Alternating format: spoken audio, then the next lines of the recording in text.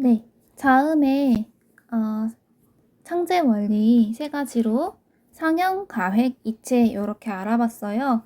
근데 이제 교과서에서는 여기까지만 이야기를 하고 바로 이제 다음 장에서 모음에 대해서 이야기를 하는데, 사실 여기에서 여러분 궁금한 게 있었을 거예요. 아니 그러면 우리가 알고 있는 그 자음 중에서 안 나온 게 있잖아요. 그 끄뜨뿌뜨스 얘네요. 그죠? 끄, 뜨, 뿌, 쓰, 쯔 요런 이렇게 된소리가 나는 그런 된소리를 표현한 자음들 있잖아요. 얘네들은 그럼 뭐예요? 얘네는 그 고유의 하나의 그 기본 자음이 아니고, 얘네는 어떤 거라고 할 수 있냐면은, 이거는 이제 사라고 하면은 새로운 글자가 만들어진 건 아니고 이미 있는 상형 과획에 의해서 만들어진 글자를 한 번 더 겹쳐 쓴다라고 해서 병서라고 표현을 해요. 병서. 병서는 이미 만들어진 기본자를 한 번 더 나란히 씀. 그래서 자음의 창제 원리는 상형, 가획, 이체가 있고, 병서는 엄밀히 말하면 창제 원리가 아니라 그냥 글자를 그 된소리 소리를 표현하는 방법으로서 만들어졌다라고 생각하시면 좋을 것 같아요. 그래서 이렇게 별표 해가지고 병서까지 써보시면 좋지 않을까 싶습니다. 그리고 당시에는 사실 히읗도 이렇게 있었어요. 히읗, 쌍히읗. 그리고 뭐 그 외에도 굉장히 많죠. 뭐 요런 그 다른 글자를 나란히 쓰는 경우도 있었습니다. 근데 요거는 이제 현재에는 초성에서는 다 사라져 버렸기 때문에 여러분이 알아둬야 할 것은 그냥 첫소리, 된소리를 표현하는 이런 겹쳐 쓴 글자들, 병서라는 원리에 의해서 만들어진다라는 거. 자, 그러면 76쪽으로 가셔서 모음의 창제 원리를 볼게요. 자, 아까 우리가 73쪽에서 74, 5쪽에서 자음과 모음과 모두 기본자를 만드는 원리는 상형이고, 그리고 모음을 만드는 원리는 또 기본자를 만들고 합성하는 방식으로 만들었다라고 표현이 되어 있어요. 기본자를 합성하는 방식. 합성은 말 그대로 서로 다른 것이 합해서 이루어짐이란 뜻인데요. 기본자 아래아와 이가 어떻게 조합되냐에 따라서 이제 모음이 만들어지는 거죠. 아래아가 안쪽에 있으면 아래아가 바깥쪽에 있으면 이제 이렇게 되는 거죠. 그리고 이렇게 한 번만 더해져서 만들어지는 애들을 우리가 초출자라고 한다고 했어요. 초출자. 출생이라고 하잖아. 처음 태어난 글자라고 한 거예요. 여기다가 아래아가 한 번씩 더 더해지면 이제 이렇게 획이 두 개가 된 아이들은 다시 한 번 태어났다라고 해서 재출자라고 부릅니다. 그 설명이 여기 나와 있어요. 그래서 다른 모음의 창제 원리는 이렇게 정리할 수 있겠죠. 모음의 창제 원리. 첫 번째, 기본자는 상형.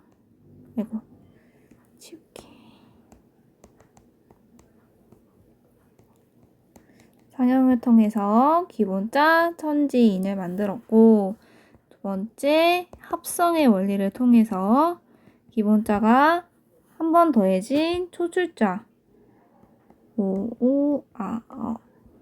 그리고 한 번씩 더 더해진 제출자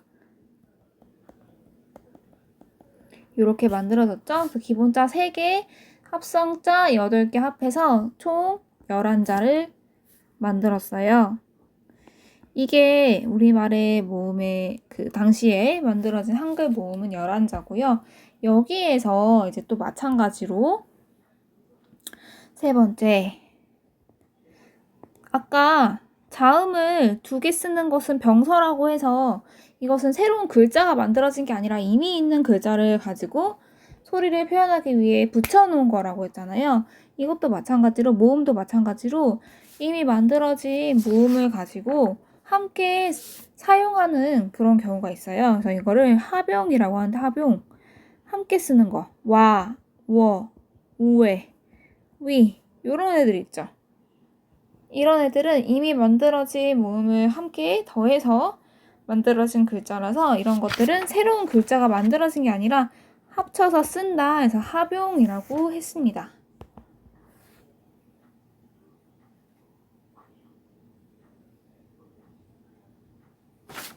자, 그러면 걔네들이 여기 있어요. 그 외의 글자를 만든 방법. 자, 아까 말한 자음.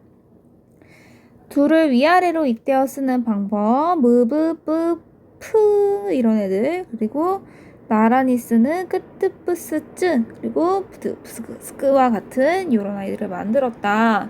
이렇게 위아래로 같이 붙는 애들은 사실은 따로 이렇게 부르는 이름은 없고요. 왜냐면 초기에만 쓰이다가 사라졌어. 근데 이 끄뜨뿌스쯔 이런 애들, 그리고 부드스크 이런 애들은 나중에도 계속 쓰였죠. 그래서 얘네들은 이제 병서, 나란히 쓰기라고 하고, 얘는 서로 같은 글자가 2번 반복된다고 해서 얘네들은 각자 병서라고 하고요. 여기는 서로 다른 애들이 붙는다고 해서 서로 다른 글자가 나란히 붙으면 합용병서라고 합니다. 자, 그럼 모음. 아까 합용이라고 했죠? 오아, 우어 이런 애들 이렇게 더해서 와와 만들었고, 또 엄청 많죠. 여기 보면 왜, 위, 그리고 요가 아니구나. 너무 많아. 등등을 만들었어요. 자, 얘네들은 합용이라고 한다. 모음자끼리 글자를 더해서 쓰는 방법 합용. 와, 이렇게 조합하면 엄청나게 많은 글자를 만들어 쓸 수 있네요. 필요에 따라 얼마든지 더 많은 글자를 만들어 쓸 수 있어요. 이것이 한글의 특징이라고 하실 수가 있겠습니다. 이렇게 자음과 모음의 창제 원리를 알아봤어요. 자, 이렇게 글자를 만드는 방법도 과학적이지만 이 만들어진 글자를 어떤 방식으로 쓸 건가 하는 것도 중요한 문제라고 할 수 있어요. 무슨 말이냐? 3. 모아쓰기로 가겠습니다. 우리 한글은 글자를 자음과 모음을 음절 단위로 모았습니다. 음절 단위. 자, 볼게요. 세종대왕님, 그런데 한글은 다른 문자와 다르게 강이라는 단어를 기역, 이응이라고 풀어 쓰지 않고 강처럼 모아 쓰는데, 자, 이제 알겠네. 만약에 소리의 순서대로 이렇게 단어, 음절을 이렇게 나란히 놓는 거.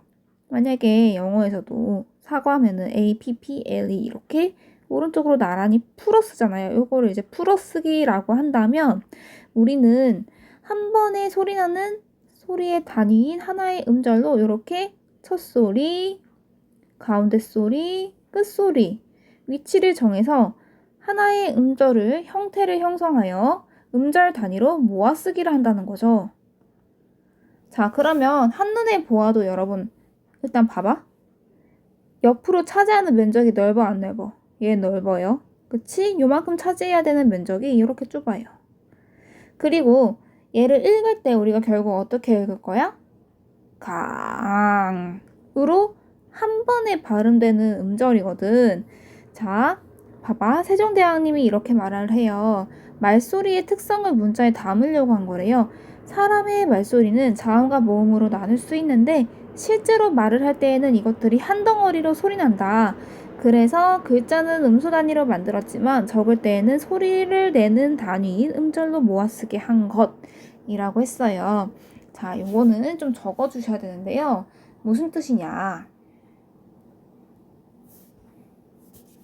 자, 요것도 이제 써두시면 좋고 풀어쓰기와 모아쓰기 제가 선생님 정리를 해봤고요. 음소 단위 그리고 적을 때는 음절로 모아쓰기 한 것 요거를 이제 보셔야 돼요. 한글은 음소 문자예요. 음소 문자. 음소라는 것은 무엇이냐면 자음, 모음처럼 요런 자음, 모음처럼 가장 작은 말의 소리예요.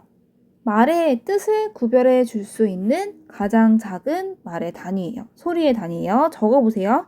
음소란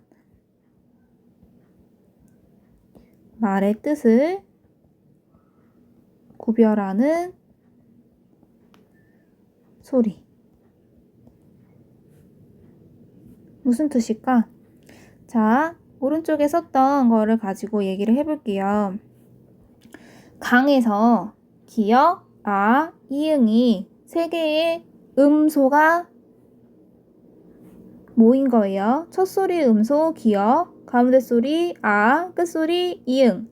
세 개의 음소가 모였어요. 그런데 그러면 첫 번째 소리를 바꿔보자. 강에서 지읒으로 바꿔보자고.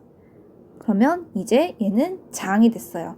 한 장 한 장 넘기다 할 때 그 한 장이 될 수도 있고 고추장, 된장 할 때 그 장이 될 수도 있고 어쨌든 이제 강에서 장으로 첫 소리가 변하면서 의미는 달라졌죠. 그럼 여기에서 강에서 이번에는 가운데 소리를 가지고 바꿔보자고. 가운데 소리를 뜻을 다르게 하도록 바꿔보면 어떤 가운데 소리를 바꿀 수 있을까? 강에서 오를 바꿔주면 공이 되죠? 그럼 이제 동그랑 공이 됐단 말이지. 얘는 흐르는 강이고. 끝소리를 바꿔볼까요? 끝소리. 간. 간 건강 조심해야 되겠죠? 자, 이런 식으로 가운데, 그러니까 처음 가운데 끝소리 이렇게 여러 음소 중에서 음소를 하나만 바꾸면 말의 뜻이 달라지죠.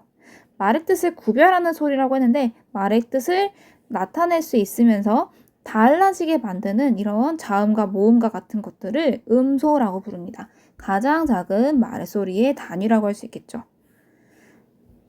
그러면 이러한 음소가 모여져서 하나의 소리는 단위가 된 이 강과 같은 애들을 우리가 뭐라고 하냐면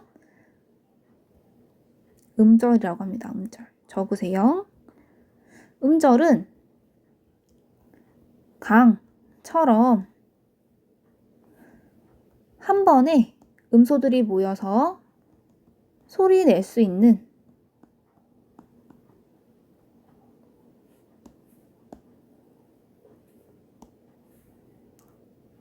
소리의 마디예요. 또는 소리의 단위라고도 해요.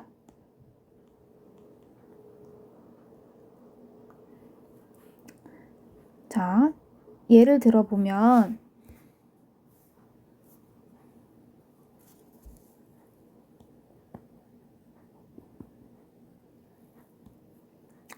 자, 음절이라고 하는 건요. 음소들은요. 보면 혼자서 소리를 낼 수가 없어요. 기역. 혼자 소리 내봐. 기역. 크 하다가 숨 막혀 죽어요. 하는 동안에도 나의 입모양은 입 안의 구조는 으라는 모음에 가까운 소리를 냈어요. 아니면 칵 하면은 아에 가까운 그런 모음의 소리를 냈고요. 그쵸? 그래서 음소는 자음은 홀로 쓰일 수 없어요.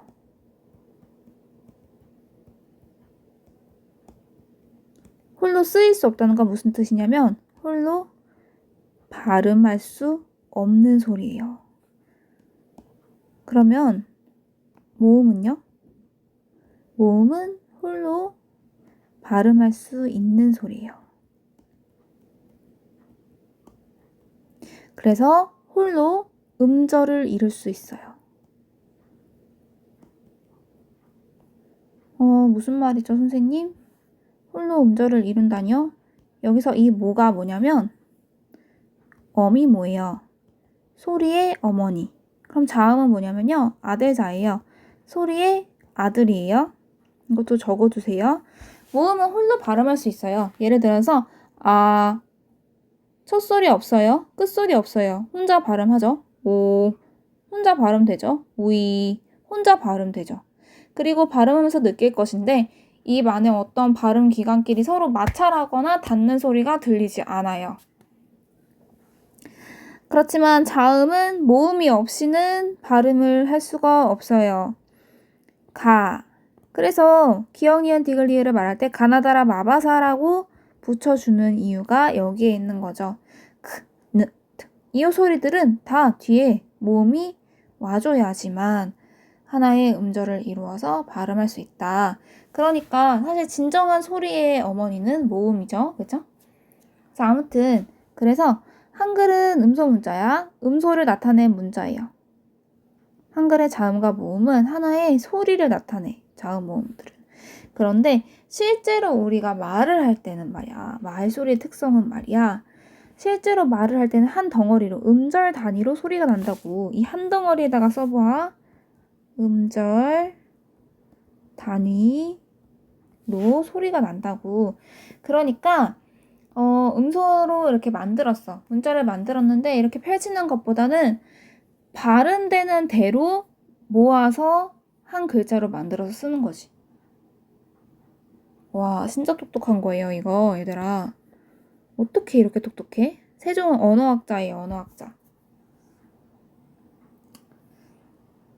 그래서 이제 한눈에 우리가 어떤 단어를 알아보기가 매우 쉬운 거죠. 한번 다시 이제 예를 들어보면, 자, 예를 들어서 아침 이런 게 있어요. 그러면 얘는 몇 개의 음소로 이건 너무 어려우니까 다시 아까 강 3개의 음소로 이루어진 첫소리, 가운데 소리, 끝소리 이렇게 있고 3개의 음소로 이루어진 하나의 음절이에요. 하나의 발음할 수 있는 소리 이런 거고요. 그러면 이번에는 강물이라고 하면 기역, 아, 이응, 미음, 우, 리을. 봐봐. 이렇게 써놓으면, 이렇게 풀어 헤쳐놓으면은 소리를 뭔지 파악하는 게 좀 복잡해져. 어디까지가 이 음절이고, 어디까지가 뒤에 음절인지, 3개의 음절인지, 4개의 음절인지, 2개인지 알아보기가 힘들단 말이죠. 점점 길어지면 길어질수록 더 그럴걸요? 그래서 요거는 이제 6개의 음소죠. 그리고 음절로는 2개의 음절이죠. 더 긴 거 한번 해볼까요? 글썽였다. 글썽. 자, 글썽 해보자. 기역, 리을, 쌍시옷, 이응.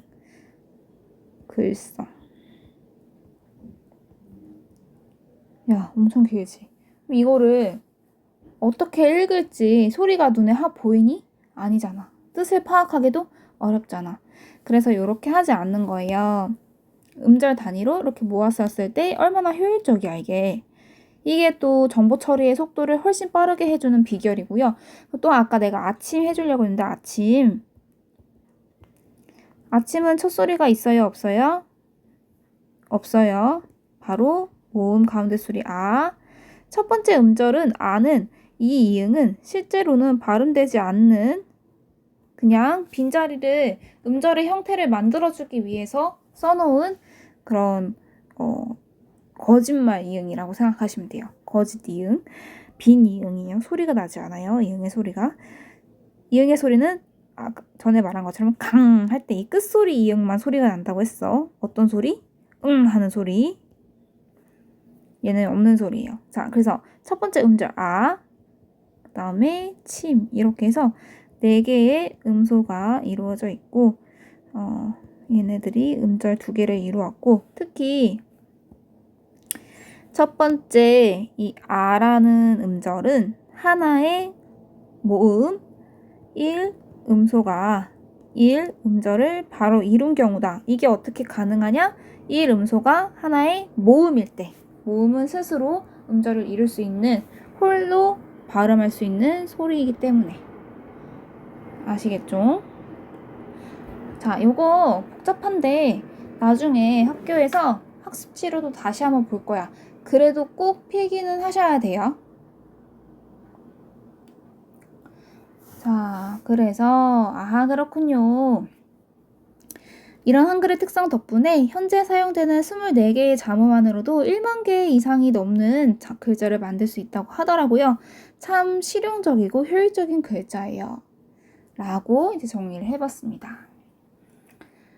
자, 그러면 이제 4번. 한글 창제 600년 후. 훈민정음을 창제한 후 나는 이 글자를 백성에게 보급하기 위해 힘썼어요. 다양한 책을 훈민정음으로 번역하고 책으로 만들어 배포하기도 했죠. 미래에는 내 바람대로 한글이 널리 사용되고 있나요? 그렇죠. 자, 창제 1443년입니다. 이거는 외워야 돼요. 1443. 1 더하기 3은 4죠. 이걸로 기억하세요. 첫 숫자, 끝 숫자 앞에서 이제 4가 나온다. 창제, 만들었어요. 그리고 3년 동안 이 훈민정음이라는 글자 체계를 설명해주기 위해서 그런 설명해주는 해설서를 만들었어. 그리고 그 해설서에는 예시를 많이 넣었어요. 예를 들어 이렇게 해놓고 이거는 개의 처음 나는 소리다. 이거 니은은 나무에 이렇게 해놓고 나무목 이렇게 해놓고 이것에 처음 나는 소리다. 이런 식으로 설명을 해줬어. 해례본을 만들었어요. 훈민정음 해례본. 그러니까 해설서라고 생각하면 돼. 해설서. 해례본 책을 반포한 것은 1446년이었습니다. 이거는 기억하셔야 돼요. 훈민정음 창제 1443. 그리고 여기서 또 3년이 걸려서 1446년에 훈민정음 해례본 반포 써두고 기억하시고요. 자, 그래서 세계에서 가장 과학적이고 훌륭한 문자로 우리 이제 고유한 문자로 언어 생활을 하면서 자긍심을 갖고 살아가고 있죠. 열심히 사용해달라라는 그런 인터뷰를 마무리하면서 이 글이 끝났습니다. 이렇게 우리가 열심히 공부를 해봤는데요. 일단 여기까지 오늘은 하고 다음 시간에 뒤에 학습 활동을 보면서 다시 한번 창제 원리와 정신 그리고 글자들을 공부해 보도록 합시다.